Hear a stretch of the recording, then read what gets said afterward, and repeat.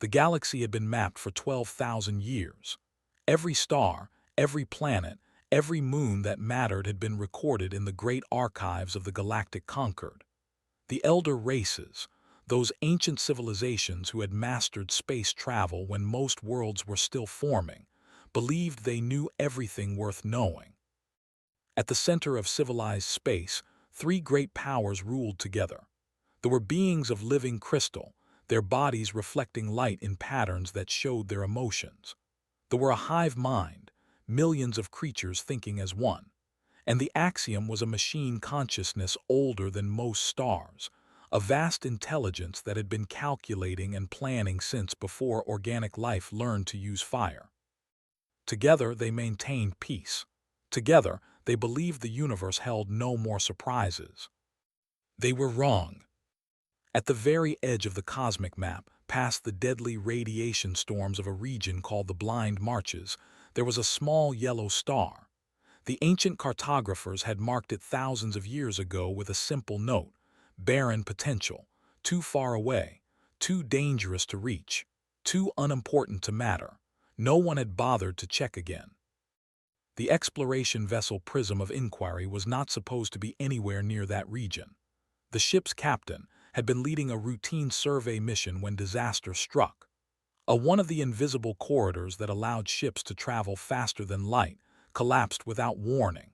The Prism of Inquiry was thrown across space like a stone from a sling, its engines damaged, its crew injured, its location unknown. When the navigation systems finally came back online, discovered they had crashed on a planet orbiting that forgotten yellow star, the third planet from the sun, a blue world covered in water and green land. A world that was supposed to be empty. Instead found cities. The creatures who built those cities called themselves humans. They were soft-bodied beings, fragile-looking compared to the crystalline. They had no natural armor, no claws, no venom. By all logic, they should not have survived on their own world, let alone built a civilization. But they had, and what a civilization it was. Watched in confusion as human engineers examined the damaged Prism of Inquiry. Their tools made no sense. Their technology operated on principles that the conquered had declared impossible centuries ago. When the ship's science officer tried to scan their equipment, the readings came back as errors. The machines simply could not understand what they were seeing. The humans were friendly, remarkably friendly. They asked questions constantly about the galaxy, about other species, about the stars beyond their own system. They acted like children who had just discovered a wonderful new toy. But there was something else in their eyes, too. Something old and tired that did not match their excitement. A human woman introduced herself as ambassador. She was small, even by human standards, with gray hair and lines on her face that showed her age. But she moved with quiet confidence, and when she spoke, others listened. "We are so happy to meet you," she told. "We have been waiting a very long time." Waiting? His crystal body flickered with confusion. "You knew we would come." "We knew someone would come eventually. We just did not know when." Ambassador smiled, but the smile did not reach her eyes. "The universe is very large. We knew we could not be alone forever." Over the following days, the humans repaired the Prism of Inquiry. They worked quickly and efficiently, fixing damage that should have taken months in mere weeks. Watched them and felt something unfamiliar: unease. These humans had no access. They were trapped in a deadly region of space, surrounded by radiation that would kill most species. They had no contact with the greater galaxy, no access to conquered technology, no guidance from the elder races. And yet they had developed faster-than-light travel on their own. They had energy generators that produced more power than they consumed, something the conquered's greatest scientists had declared thermodynamically impossible. They had medicine that could cure diseases in hours. They had machines that thought and learned and grew. When asked how they had accomplished all this, the humans just shrugged. "We had to," said a young engineer named. He was covered in grease and oil, his hands busy with tools. The universe is dangerous. We either figured things out or we died, so we figured things out. But your solutions violate known physics, insisted. Laughed. Physics is just a description of how things work. If something works differently, then the description was incomplete. We just kept trying until we found what actually worked. It was such a simple statement, such a human statement, and it terrified more than anything else. The conquered had spent 12,000 years building their understanding of the universe. They had laws and rules and certainties. The humans had none of that. They just tried things until something worked, and if the rules said it should not work, they ignored the rules. What else had they accomplished that the conquered thought impossible? Before leaving, asked one final question. How did your species survive out here, alone in such a hostile place with no help from anyone? Ambassador was quiet for a long moment. The tiredness in her eyes grew deeper, and for just a second saw something else there, something that looked like old pain. We got creative, she said finally. We did what we had to do. The prism of inquiry returned to conquered space 3 months later. Its report caused chaos in the governing councils. The demanded immediate investigation. The hive buzzed with a million theories. The Axiom ran calculations for 11 days straight before announcing its conclusion. The humans were not simply an undiscovered species. They were an anomaly. Everything about them was wrong, their technology, their biology, their location. They should not exist, but they did. And they were hiding something. The Axiom had analyzed every piece of data brought back. Hidden in the patterns, buried beneath layers of friendly words and helpful actions, was a simple truth. The humans were afraid, not of the conquered, not of the galaxy. They were afraid of themselves. The conquered voted unanimously to send a formal delegation to Earth. They would learn the truth about humanity, whatever it took. They did not realize that some truths once learned could never be forgotten. And some secrets once revealed could fracture the stars themselves. The diplomatic armada arrived at Earth 6 months after its return. 12 ships from each of the elder races, carrying scientists, soldiers, diplomats, and spies. They expected to find primitives, clever primitives perhaps, but primitives nonetheless. Creatures playing with forces they did not understand. They were not prepared for Lighthouse Station. The structure hung in orbit around Earth like a small moon. It was shaped like a spiral, twisting upward into space, covered in lights that blinked in patterns that seemed almost like breathing. The Axiom's envoy, a floating sphere of dark metal called Observer 9, scanned the station and immediately reported an error. This structure should not exist, Observer 9 announced. The gravitational forces required to maintain its shape would tear it apart. The materials used cannot withstand the stresses involved. By every calculation, it should collapse. It did not collapse. It hung there, beautiful and impossible, waiting to welcome them. Ambassador met them at the docking bay. He was a tall human with dark skin and a warm smile, dressed in simple clothes that seemed almost too plain for someone representing an entire species. He shook hands with each delegate, a human greeting that involved pressing palms together, and seemed genuinely delighted to see them. "Welcome to Lighthouse Station," he said. "We built this place to guide lost travelers home.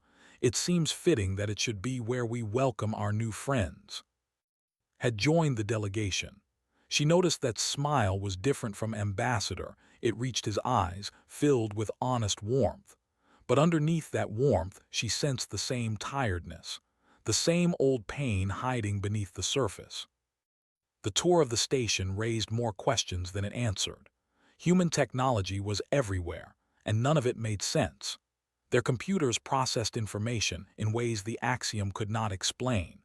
Their medical equipment could heal wounds that the conquered considered permanent. Their food synthesizers created meals from energy alone, violating at least 3 fundamental laws of physics. When the scientists asked how these things worked, The human engineers gave explanations that sounded like nonsense. They spoke of working around the math and finding loopholes in reality. They did not seem to understand how strange their accomplishments were. "You act as if all this is normal," said to a young human scientist, "as if breaking the laws of physics is something everyone does." The scientist, a woman named Doctor, looked confused. "We are not breaking any laws. We just found different laws, better ones." She paused, thinking. Or maybe we just refused to accept that something was impossible until we proved it was possible. That is how science works, is it not? No thought. That is not how science works at all. Science was careful. Science was methodical. Science did not simply refuse to accept reality until reality changed its mind. But apparently, for humans, it did. The Hive representative attempted to understand human society. There were millions of minds linked together, thinking as one.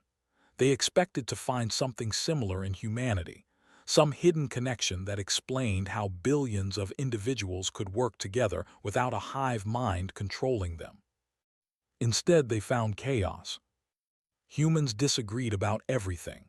They argued about politics, religion, science, art, and what to eat for dinner. They held completely opposite beliefs and somehow managed to live side by side. They competed fiercely and then cooperated just as fiercely. They were individuals who acted like a collective and a collective that acted like individuals. The representative, a speaker for 16,000 linked minds, spent 3 days trying to understand humanity. On the 4th day, it from all contact, overwhelmed and confused.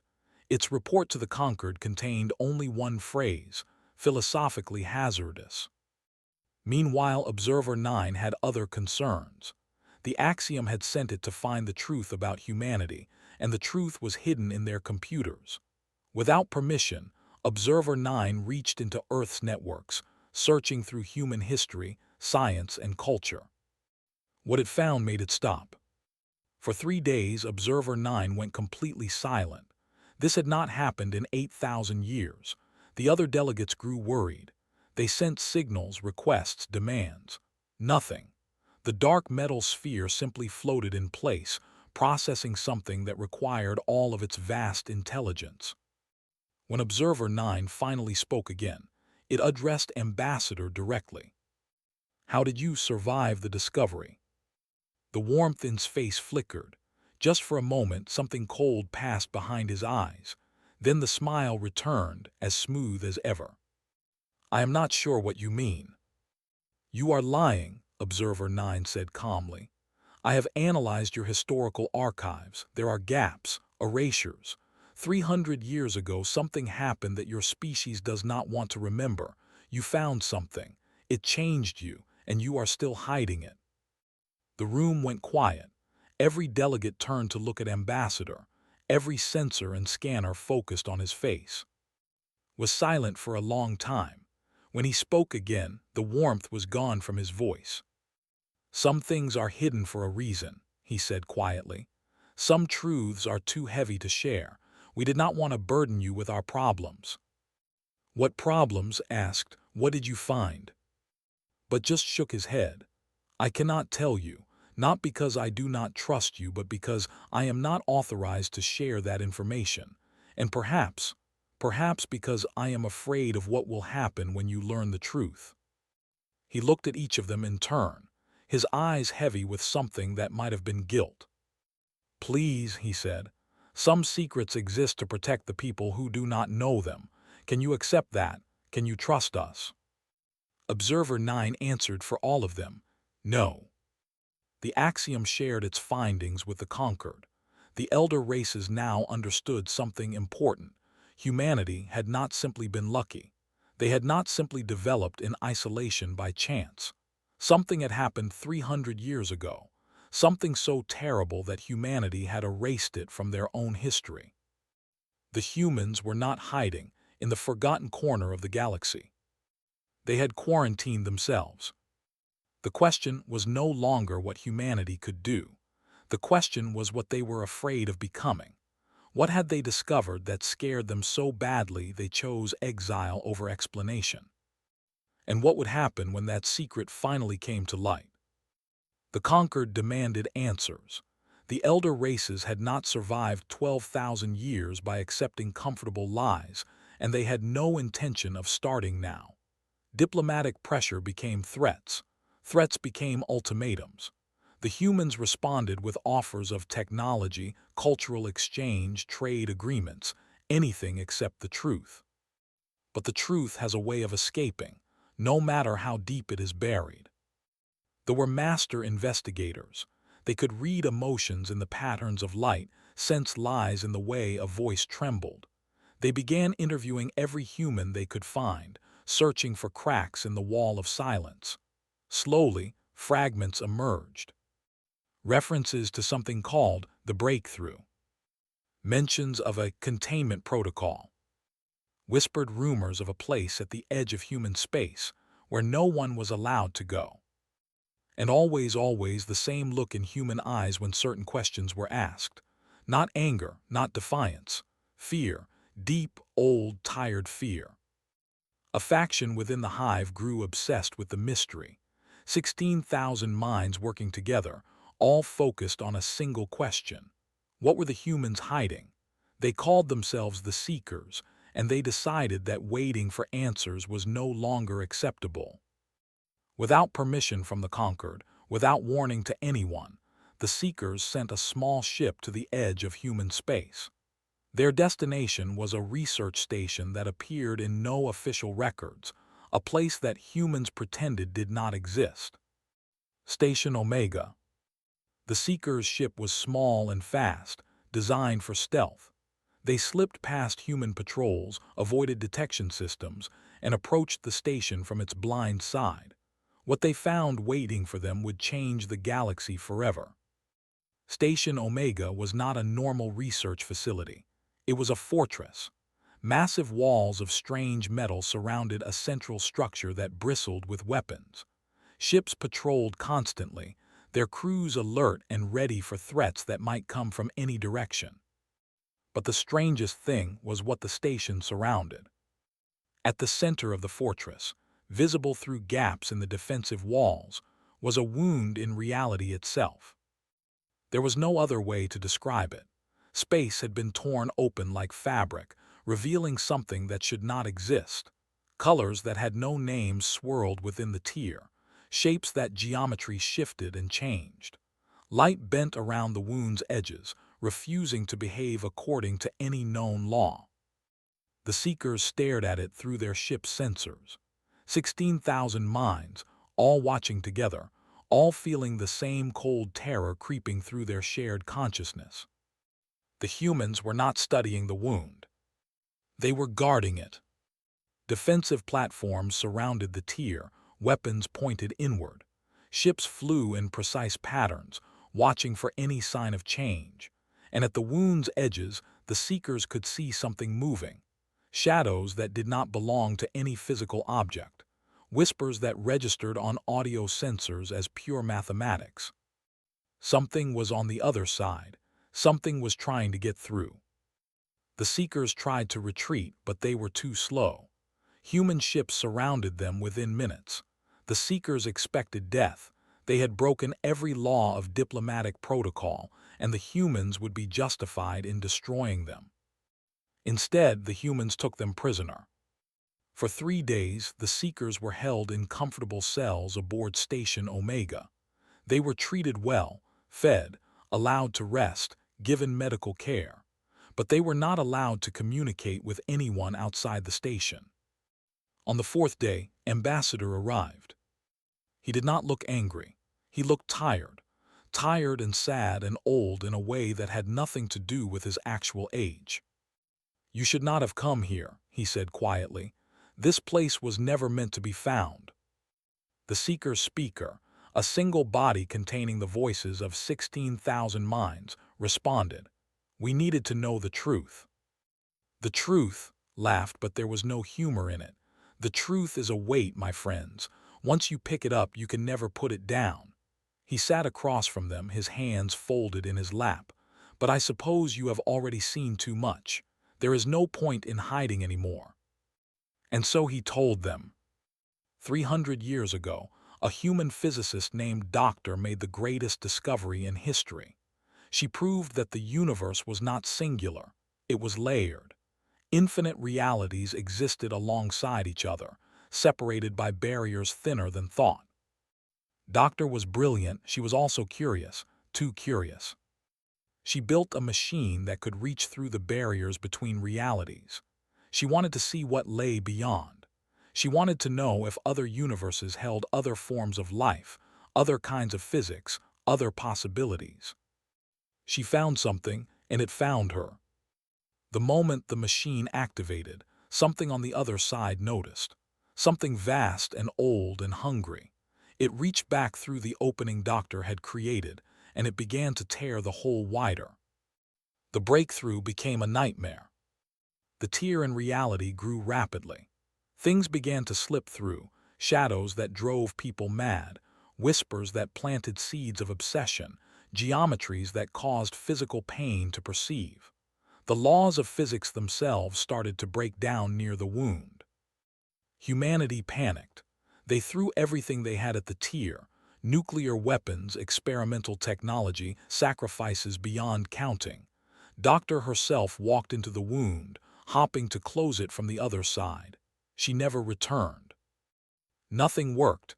The wound could not be closed. But humanity learned something important. It could be contained. With enough power, enough technology, enough constant vigilance, the tear could be held in place. It could be prevented from growing. For 300 years, humanity had stood guard at the edge of oblivion. "Why did you not tell anyone?" the seekers asked. His eyes were wet. "Because we were ashamed, because we were afraid. We broke the universe and we did not know if anyone could forgive us. We did not know if we could forgive ourselves." He wiped his face with one hand. "And because we thought we could handle it alone, we thought our burden was ours to bear." "The wound is growing," the seekers said. "We could see it. The containment is failing." For a long moment did not respond.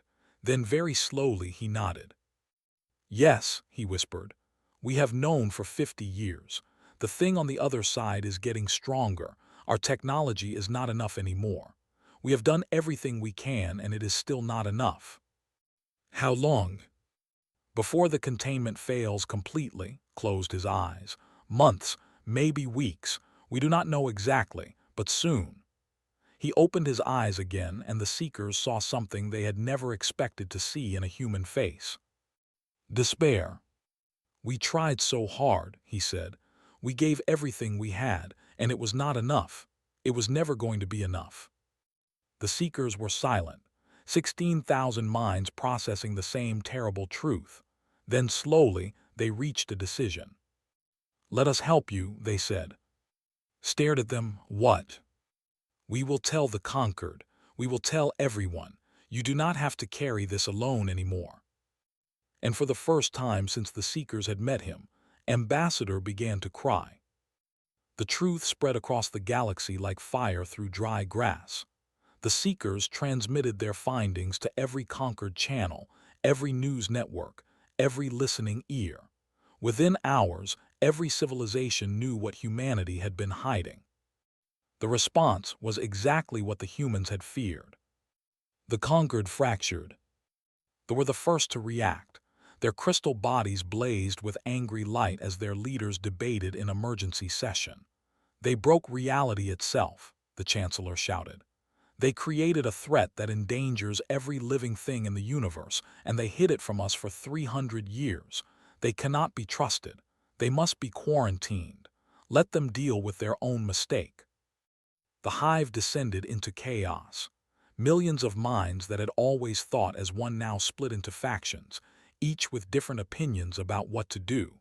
Some wanted to help humanity. Some wanted to destroy them before the wound consumed everything. Some wanted to study the tear, to learn from it, to understand what lay beyond even if that understanding killed them. And the axiom, the ancient machine consciousness that had watched over the galaxy went silent again. But this time, The silence lasted only one day. When Observer 9 spoke again, its voice was different, softer, almost afraid. I have run every calculation, it said. Every scenario, every possibility. The wound will continue to grow. Based on its current expansion rate, it will consume the first conquered systems in approximately 900 years. After that, the acceleration will increase. Within 2,000 years, the galaxy will be gone. Within 10,000 years, the universe itself will cease to exist. The words hung in the air like a death sentence. There is no scenario in which we survive by doing nothing, Observer 9 continued. There is no scenario in which we survive by fighting each other. There is no scenario in which we survive by abandoning humanity. A pause. The only scenarios with any hope of success require cooperation, all of us, together. But cooperation was not easy. Fear makes people selfish. Anger makes people blind, and the elder races had plenty of both. While the conquered argued, the wound continued to grow. At Station Omega, the humans fought a desperate battle against the impossible. The containment barriers, structures built from technology no one fully understood, maintained by crews who aged years and months from exposure to twisted physics, were failing faster now. Cracks appeared in the dimensional membrane. Things began to slip through. The first breach released something that looked like a shadow with too many angles. It killed 17 people before they managed to destroy it with weapons that erased cause and effect. The second breach brought whispers that planted madness in the minds of anyone who heard them. 12 crew members had to be sedated and removed from the station. The third breach brought geometry, shapes that hurt to look at, patterns that made people bleed from their eyes. Humanity threw everything they had at the wound. Their ships deployed weapons that the conquered had never imagined, devices that created paradoxes, ammunition that unmade matter by convincing it that it had never existed, shields that existed in multiple timelines simultaneously and could choose which attacks had hit them and which had not. It was not enough. Admiral Sophia stood on the bridge of her flagship, the Defiance, and watched her fleet die. She had commanded human forces for 30 years. She had won battles against pirates, criminals, and natural disasters, but she had never faced anything like this. The wound was winning. Another ship exploded. The Horizon, a carrier with 4,000 crew members, felt each death like a knife in her heart. These were her people, her responsibility, and she was leading them to slaughter. Admiral, her communications officer said quietly, "The conquered is still debating. They have not reached a decision." Laughed bitterly. "Of course they have not. They are too busy deciding whether to blame us or help us. By the time they choose, there will be nothing left to help." She looked at the wound through the... It was beautiful in a terrible way, colors that did not exist, patterns that understanding. If she stared too long, she could feel it calling to her. "Come closer," it seemed to say. "Let me show you everything." Turned away. She had seen what happened to people who answered that call. "Open a channel," she said. "All frequencies, conquered and civilian, everyone." Her officer hesitated. "Admiral, that is not authorized." "I know," straightened her uniform. "Do it anyway." The channel opened. Space appeared on screens across the galaxy, in conquered council chambers, in crystal cities, in hive minds, in axiom processing centers. Everyone saw, everyone listened. "My name is Admiral Sophia," she said. "I am speaking to you from Station Omega at the edge of human space. Behind me is a wound in reality that my species created 300 years ago. We have spent every day since then trying to contain it, trying to fix our mistake, trying to protect the galaxy from our own foolishness." She paused, gathering her thoughts. "We failed. We are failing right now. Our containment is breaking, our ships are dying, and the things coming through that wound will not stop until everything is consumed." Her voice cracked slightly. "We thought we could handle this alone. We were arrogant. We were afraid. We did not want to admit that we had made a mistake so terrible that it threatened the entire universe." looked directly into the camera. We were wrong, not about you, about ourselves. We thought we were strong enough to carry this burden alone. We thought asking for help was weakness. We were stupid and proud and scared, and now people are dying because of it. She took a deep breath. So I am asking now, not demanding, not bargaining, asking, will you help us? Will you stand with us against the darkness? Or will you watch us fall and hope that the thing on the other side is satisfied with destroying only humanity? Her eyes were hard now, determined. I can tell you right now, it will not be satisfied, it will not stop, it wants everything, and if we fall, you are next, all of you. She let the words sink in. We broke the universe, we admit it. We are sorry, more sorry than words can ever express, but being sorry does not fix anything. Only action fixes things, only working together, only refusing to give up no matter how impossible the odds seem. Admiral smiled then, a tired, sad, hopeful smile. Humanity has been refusing to give up for 300 years. We have fought this thing with everything we have. We have sacrificed millions of lives. We have developed technology that breaks the laws of physics because the laws of physics said we should have already lost. We are still here. We are still fighting. She spread her hands. That is what we do. We refuse to die. We refuse to surrender. We refuse to accept that anything is impossible. She dropped her hands. But we cannot do this alone anymore. We need you. The galaxy needs all of us. Please, she said softly, help us save everything. The transmission ended. For a long moment, the galaxy was silent. Then, one by one, the responses began to come. The Seekers faction of the Hive was first. We will come, show us how to fight. Then a single ship commander defying her own government. My crew volunteers. We will not stand by while others die. Then another ship, and another, and another. Observer 9 spoke for the axiom. I have run the calculations. Our best chance of survival requires full cooperation. The axiom will assist. We have been selfish long enough. The trickle became a flood. Ships from every species, every civilization, every corner of the galaxy, all heading towards Station Omega. Some came to fight. Some came to die. All came because they had heard Admiral's words and understood the simple truth behind them. They were all in this together. They would stand together or fall alone. The battle for the universe was about to begin.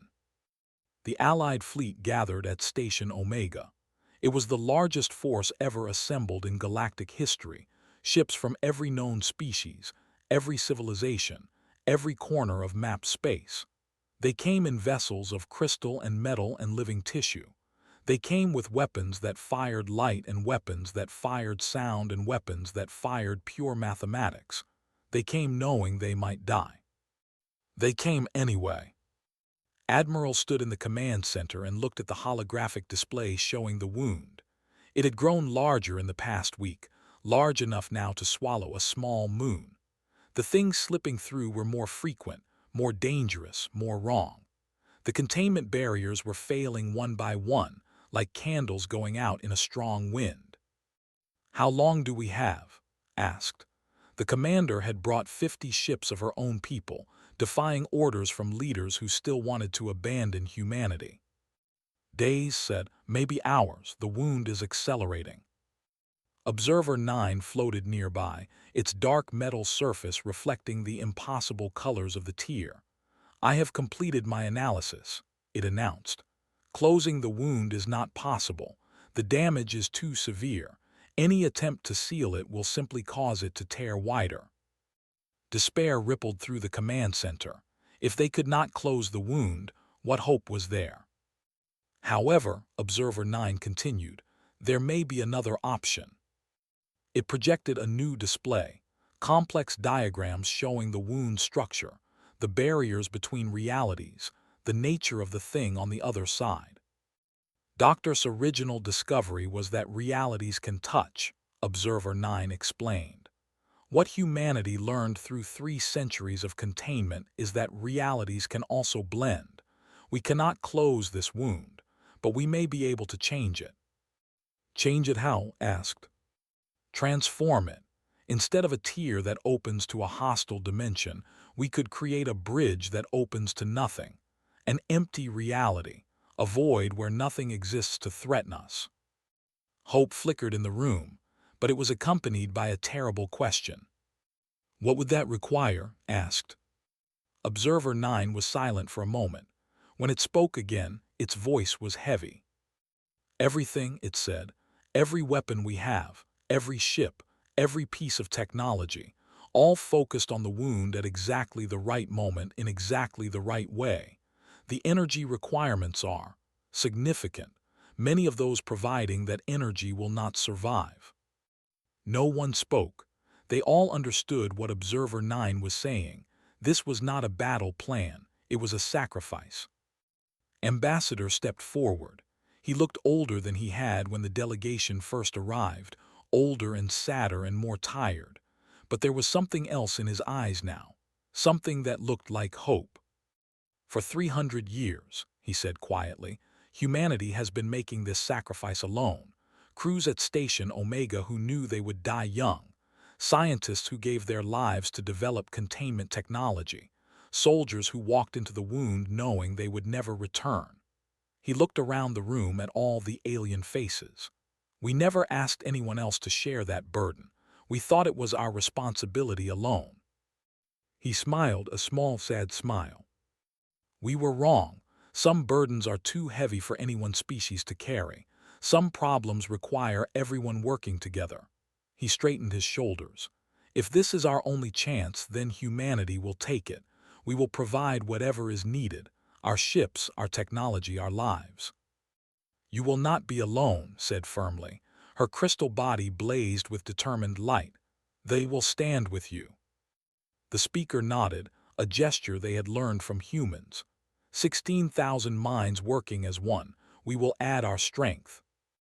Observer 9's surface rippled. The axiom has calculated that our processing power will be essential to coordinate the transformation. We commit ourselves fully. One by one, every species in the room pledged their support. Different bodies, different minds, different histories, but all united by a single purpose. Save everything. The battle began at dawn. Human ships formed the front line, their impossible weapons tearing into the things that emerged from the wound. Behind them, vessels created crystalline harmonics that resonated with the fabric of spacetime itself. The hive mind linked with the axiom's vast intelligence, creating a network that could coordinate trillions of calculations per second. It was chaos, it was beautiful, it was terrifying. Ships died by the hundreds. Crews sacrificed themselves to deliver weapons to precise locations. Scientists burned out their minds trying to channel energies that should have been impossible to control. The wound screamed, a sound that existed outside normal hearing, a frequency of pure rage and hunger. The thing on the other side was fighting back. Shadows poured through the tier more than ever before, geometries that killed with a glance, whispers that turned allies against each other. The Allied fleet took terrible losses, but they did not retreat. They did not surrender. They held the line. Admiral commanded from the bridge of the Defiance, which had been damaged beyond repair 3 times and kept flying anyway. Focus on the transformation points, she shouted. We need to change the wound structure, not just contain it. Let a wing of crystal ships directly into the tier's edge, using their harmonic frequencies to reshape the dimensional barrier. Half her ships were destroyed. She kept going. The collective channeled power through 16,000 linked minds, their shared consciousness burning with the effort. Minds began to fail, individual dropping dead from overload. The survivors did not stop. Observer 9 coordinated everything, calculating trajectories, timing energy releases, adjusting strategies on the fly. Its processing cores overheated. Its systems began to fail. It kept working. and slowly, impossibly, the wound began to change. The hostile colors faded, the hungry shapes retreated, the whispers went silent. Where there had been a tier leading to darkness, something new was forming, a bridge, but a bridge to emptiness, a doorway that led nowhere dangerous. The thing on the other side realized what was happening. It surged against the transformation, throwing everything it had at the Allied fleet. Ships shattered, lives ended, the line wavered. But it did not break. In the final moments, Ambassador boarded a small ship and flew directly into the wound. No one had asked him to. No one had expected him to. But he understood that some transformations required a human touch, a guide to show the new bridge where to lead. "Tell them we were not monsters," he said over the communication channel as his ship entered the tier. "Tell them we were just people who made a mistake and spent 300 years trying to make it right."